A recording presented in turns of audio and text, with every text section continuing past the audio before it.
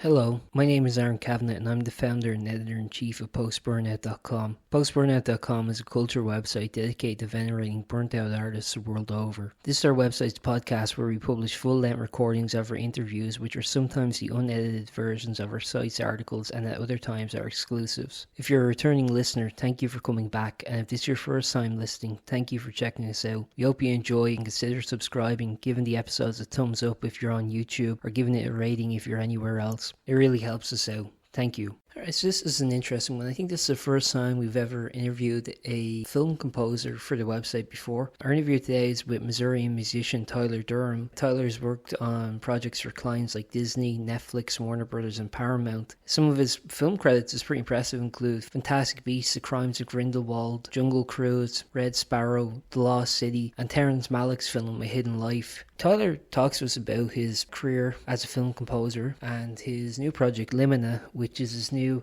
electrical orchestral side project. He talks to us about how LIMINA started and how he kind of wanted to have some dictation over his artistic endeavors and how he uses the project to create his own narratives using music exclusively. Next Tuesday at the time of publication, which will be Tuesday the 23rd of April 2024, Limina's debut album Coming Home will release. It's nice to meet you. How are you? Yeah, I'm doing all right. Yeah, thanks. Thanks for having me. Yeah, I appreciate it. How are you doing? Yeah, absolutely, man. It's really nice to talk with you. I won't take up too much of your time. I just No, wanted so good.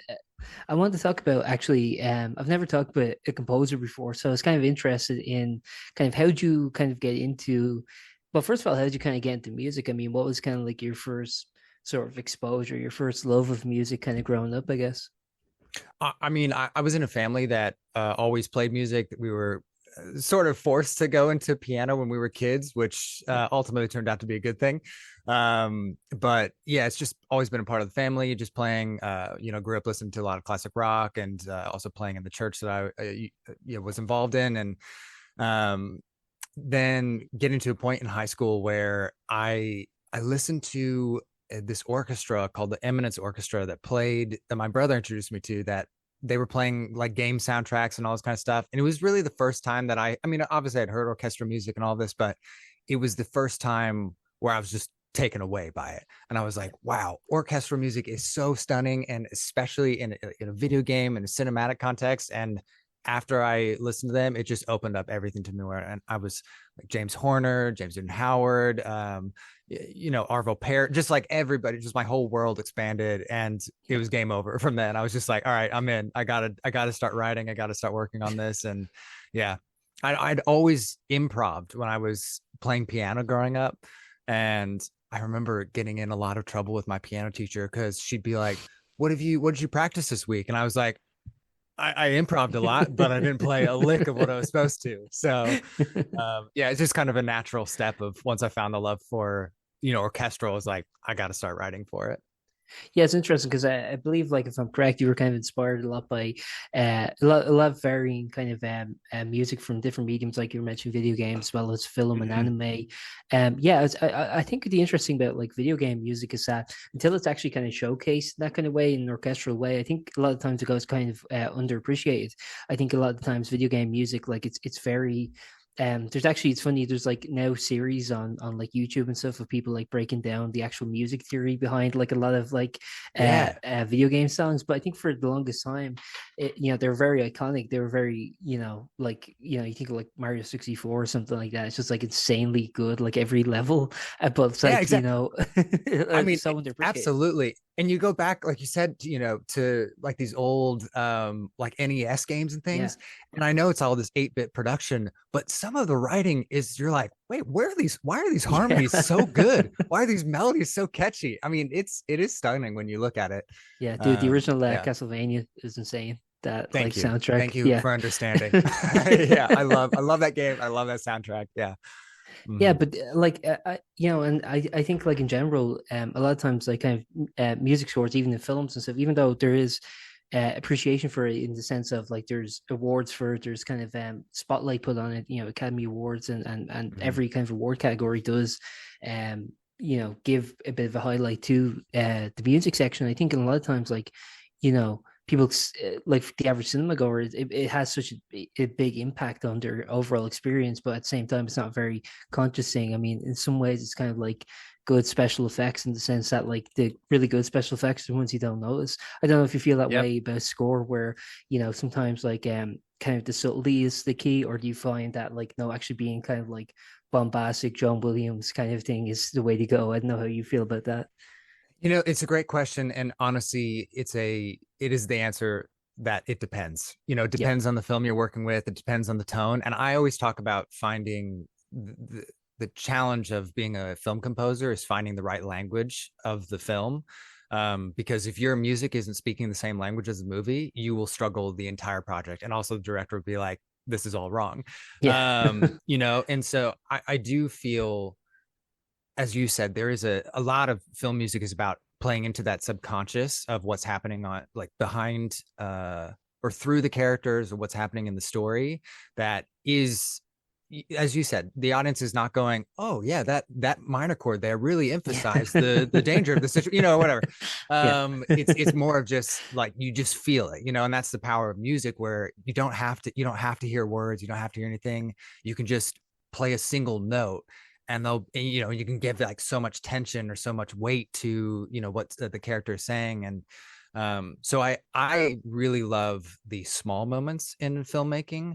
And don't get me wrong, I love like an epic sweeping score, I love writing that music, yeah. but I think the real challenge and fun of film music is how do you actually be a supporting character, because that's what film music is. It really is a supporting character that you may never recognize, as you said, but it's always there, and it is really propelling that story forward. So One thing, obviously you've had kind of hands-on experience with like a lot of big studios like Disney, Netflix, Warner Brothers, and so on. mhm. You've kind of like, kind of had like varying degrees in like the kind of music department there. And you've kind of like, I assume got to see a lot of like how the sausage is made. I was wondering from kind of your perspective, I mean, how much kind of give and take do you think there is for, the composer's artistic creativity and their voice, let's say, and versus like how much of it is like what the studio wants, how much of it's what the director wants? How does that kind of give and take work? Once again, it is so dependent on the project, because I've worked on a couple of projects which I'm grateful for, where you'll get hired because of the voice that you bring, and they know that, hey, this is your style, this is the kind of music you create, and they're Yeah, excited about that. yeah, And so they will allow you to say, hey, here, explore this, like, we want to hear what creativity you have. And those are amazing projects to be a part of, because you really just get to let loose and try things. And even if it doesn't work, they're just like, hey, that was a great idea. yeah, And then I find, on the bigger the project is, the more voices and the more cooks there are in the kitchen. sure. And that's when it becomes that really delicate balance of, I think you're always able to bring in your artistic expression and everything. It's just, it's bringing in your artistic expression within the confines of the film.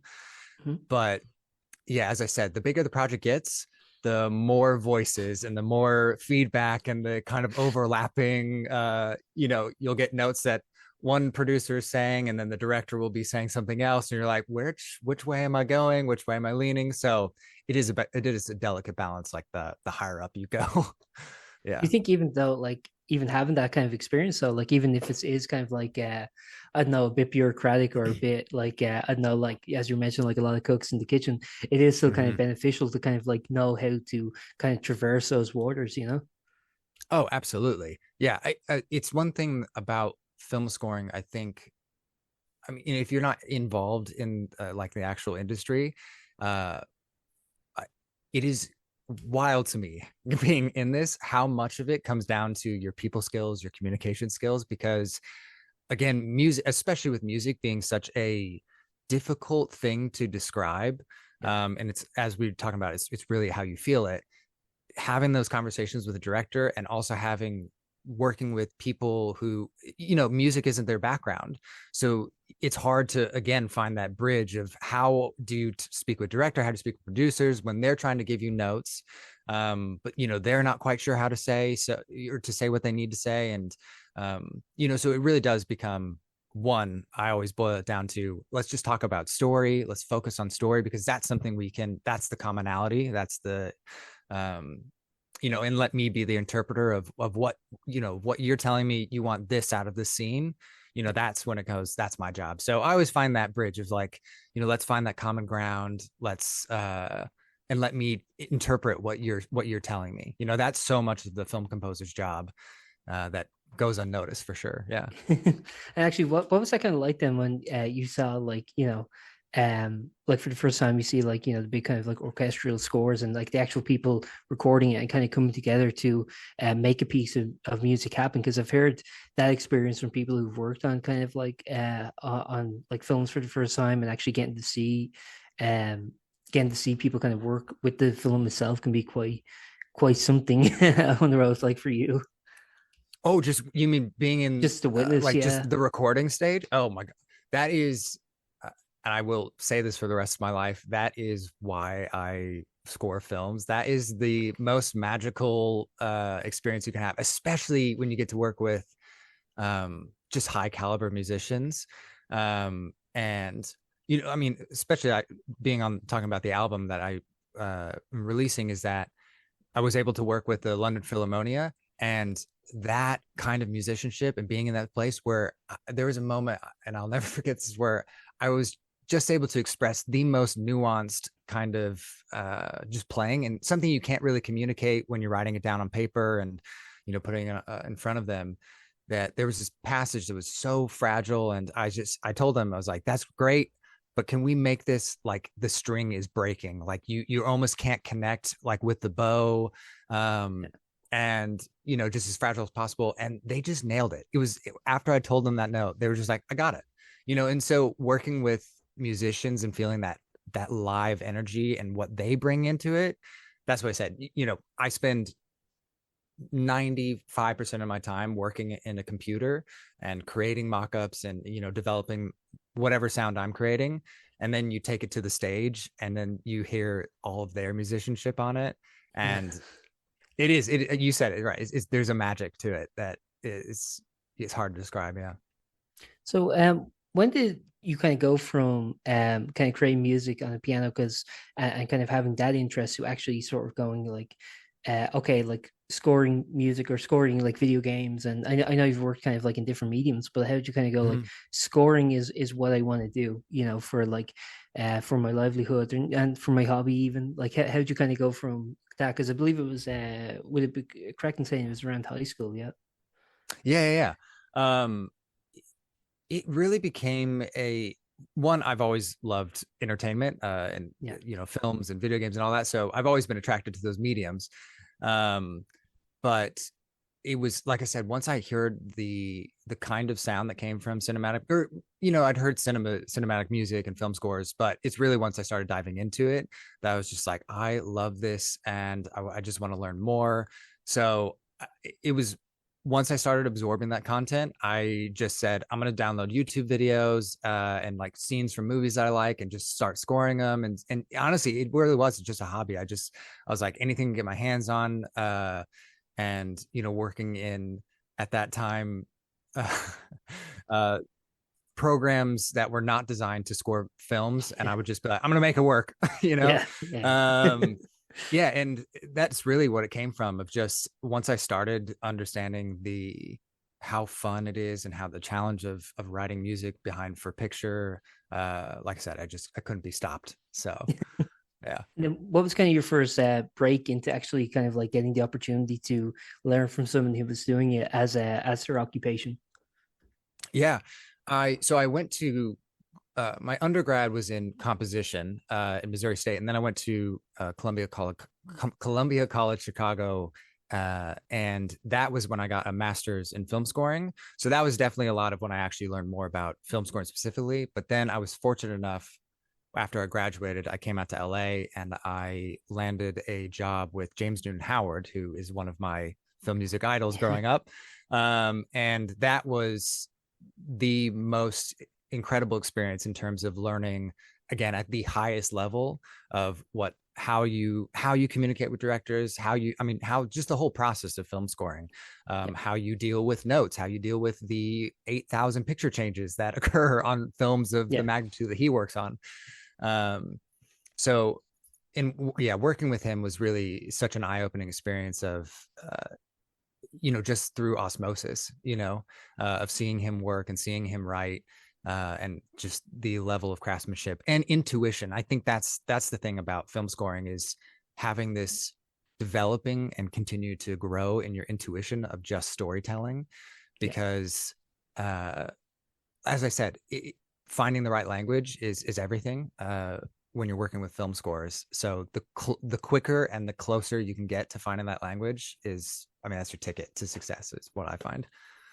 I don't want to be. I obviously want to talk about your new album, but I just have one more Yeah. question. It's just Hmm. sorry, I'm just getting all my own personal interest out. Yeah, But yeah, one thing I was always kind of interested about with film scoring is I've heard people who do it as a profession, and one thing I've heard a lot of complaints about is temp music, and kind of like a lot of directors getting like married to the kind of temp music they use in like a rough edit of a film. I don't know if you yeah. have Hmm. any feelings on that, but if you do, I'd like to just know your opinion if you have any.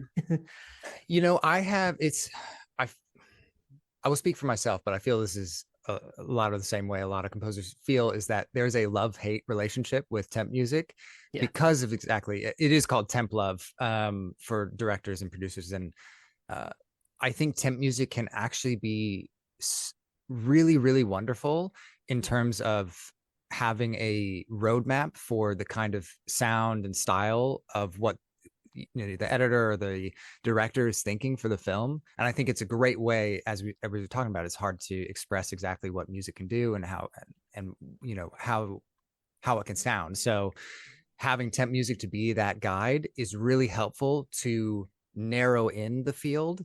But the problem is that temp music can often narrow it in so much that you can't craft anything but that.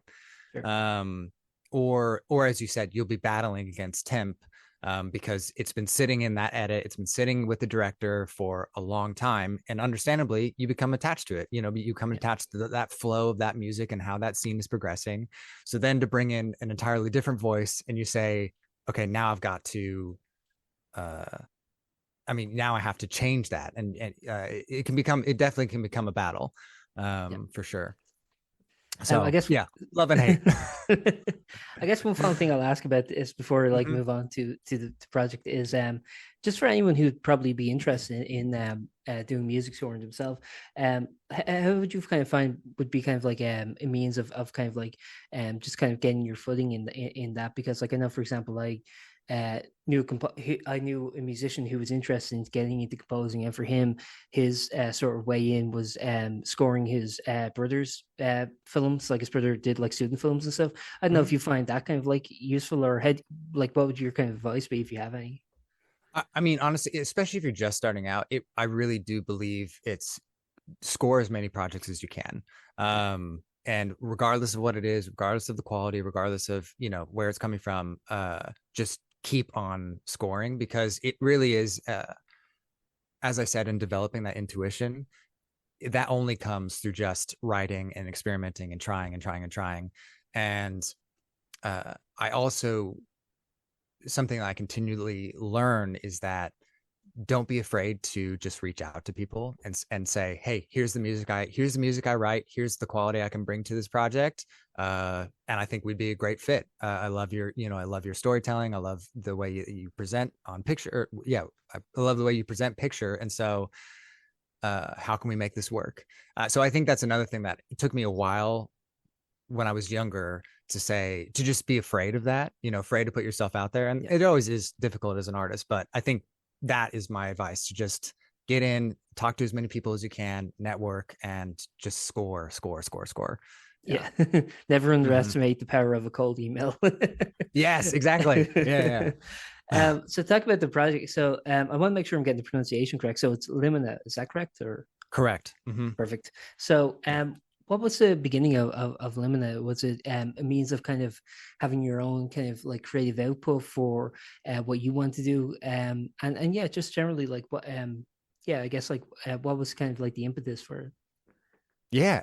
So as a film composer, I spend most of my time serving the picture, and again, as we talked about, I get to bring in my creativity to that, and I love that.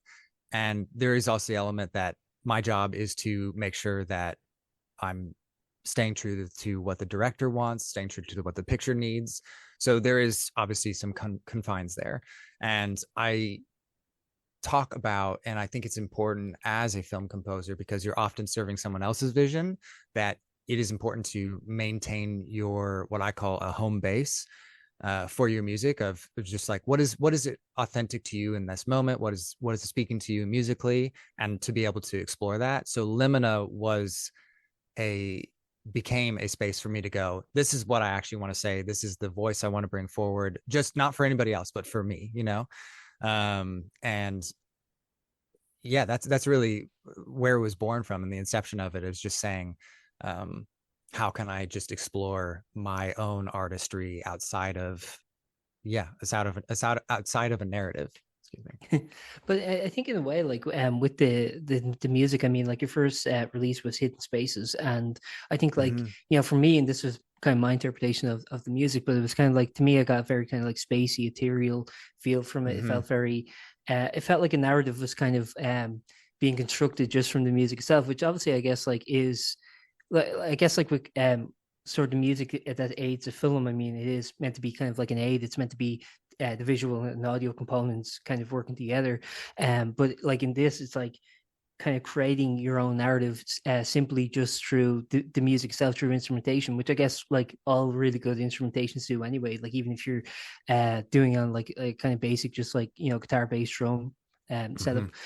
Yeah, I was wondering like, how did you kind of like, when it kind of came to putting your first record together, um, how did you kind of find like the end result of Hidden Spaces? What did you think of when you kind of had it all completed?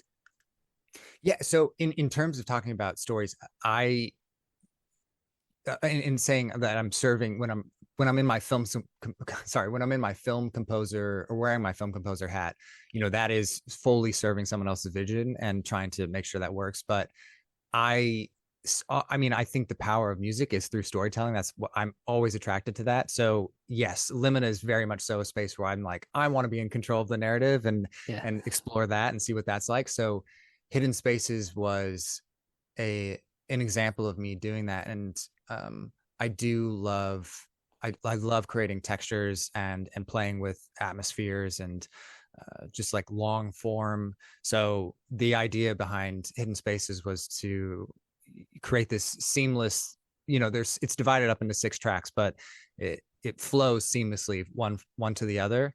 yeah, And I really wanted to something that, again, where I'm having to conform to edits a lot of time when I'm working with picture. I just wanted to say, what if I just make one long piece of music that just gets to flow as long as I want it to do?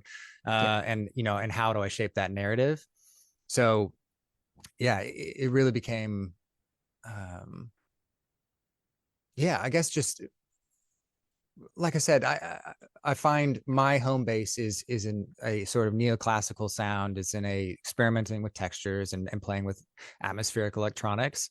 So that first record, an EP, was fully about doing that, of just saying, how do I fuse these two? How do I bridge these two spaces? Which is where Limina came from, because on liminality and Yeah. that threshold between two places. So and then this next album, and actually my full debut album, is really what I feel is me finding that authentic sound for myself, of saying, this really feels like that bridge between my narrative sensibilities, my storytelling sensibilities, and also me experimenting with different textures and sounds. And yeah, and again, creating my own story with this album, that I feel, I just think it's nice going into this record and saying, I do want to create a story. And same thing we were talking about, where even if it's subconscious, if a listener doesn't really know, what I was saying in each piece of music, or because there's no words,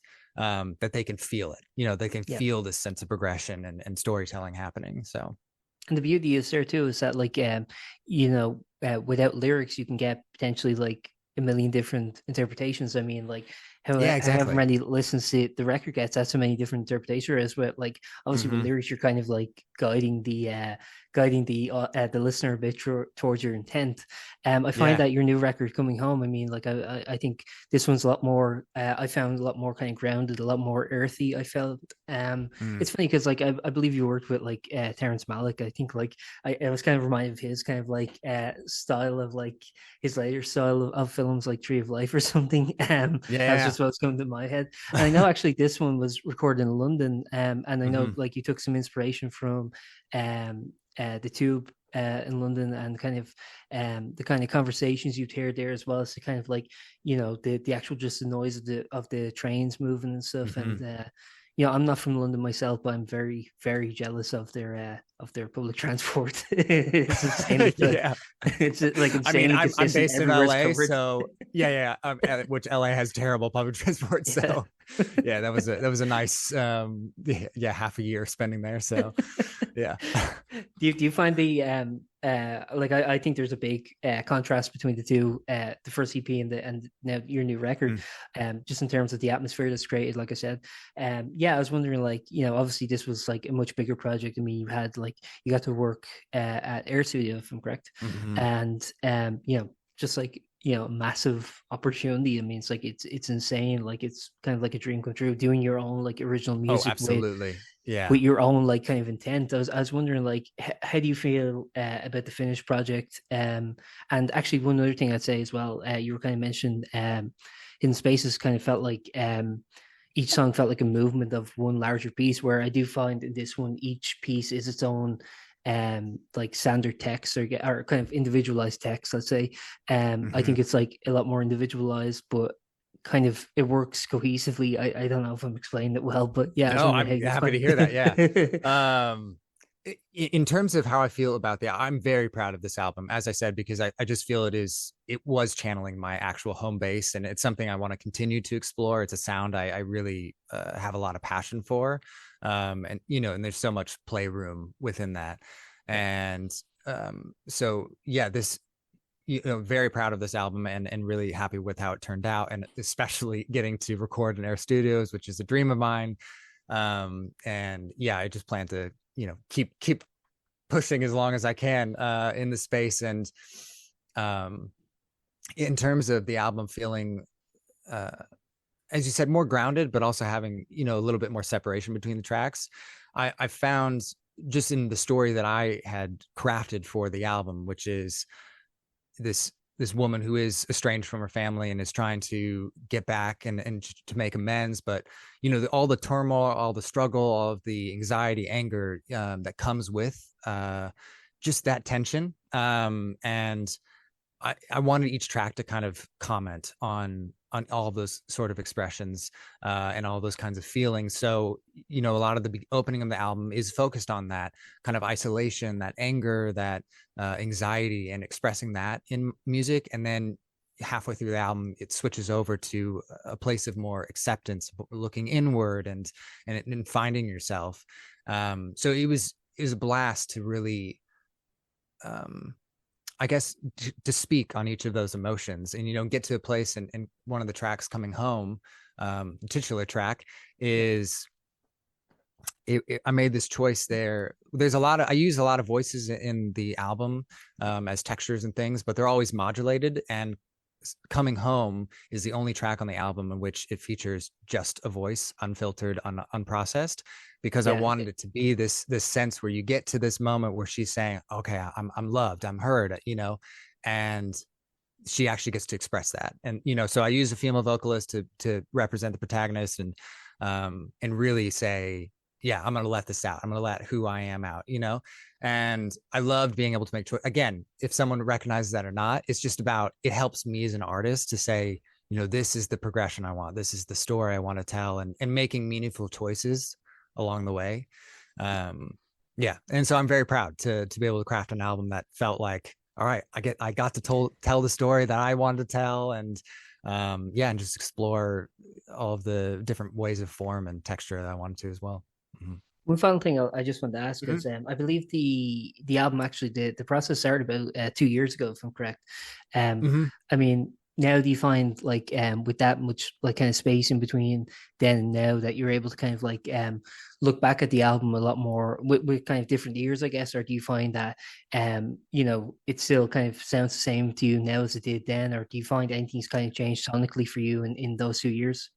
That's a great question. And uh I think having it's sort of the curse of the artist where Yeah. anytime I go back and look at my old work, I can recognize and say, I'm very proud of this, which I am. And I can also say, ooh, I want to try something else here. Ooh, I want to Yeah. like, expand in this way or do that. So it's hard for me to go back and listen to music I've written without Mhm. being analytical of it.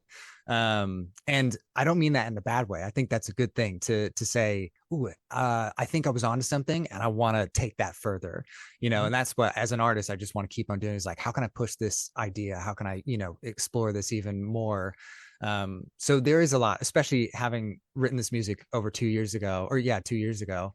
Um, I mean, I do change, my ideas change as an artist and grow. So, um, yeah, it's kind of, I find it's funny. It's like kind of having a journal, being a musician, and where yeah, you do get to look back and you're like, what was my thoughts on Yeah, yeah. this sonic space, or like where was I at that time, and in being 2 years later and going like, I'm a different person now, and I And you can see also that hear former like the self. And influences you had then yeah, versus yeah, now and yeah, stuff. Yeah. yeah, Sorry, go exactly. And ahead. no, you're good. It's exactly it.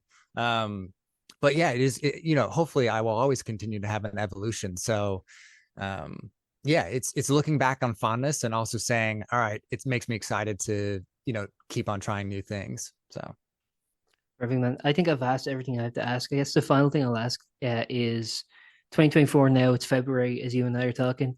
What do you have planned for the rest of the year? Obviously, you got the album coming out. I want to plug it. April 23rd. mhm. So it's on Sonic Ritual. Yeah, what have you got planned for the rest of the year beyond the album? So I'm diving right back into my film work. I've Yep, got I can't say too much, but I'm working sure. on a romance movie right now, and there's a great Netflix doc series that's coming up that I'm working on. Yeah, a couple other things down the road, but yeah, it's going to be a busy 2024, but I'm looking forward to it. Yeah. Perfect, man. Yeah, this is a great addition to your portfolio. I'll say that much. Thank you um, so much. I appreciate it. is there anything you'd like to add before we wrap up, or? No, just I hope anyone who listens to it just has, really enjoys it and really lets it sink in. It's yeah, again, something I'm very proud of. So I'm happy to be able to finally share it with everybody. Yeah. And thank you so much for this interview. It was great. Thanks, Tyler. Thanks very much for doing it. I appreciate it. Mhm. Yeah, yeah, yeah. All right. Enjoy the rest of your Take day. care. You Bye. too. Bye. Thank you for listening to that episode of Post-Burnout.com interviews. If you liked it, please subscribe and stick around because we have plenty more like this coming soon.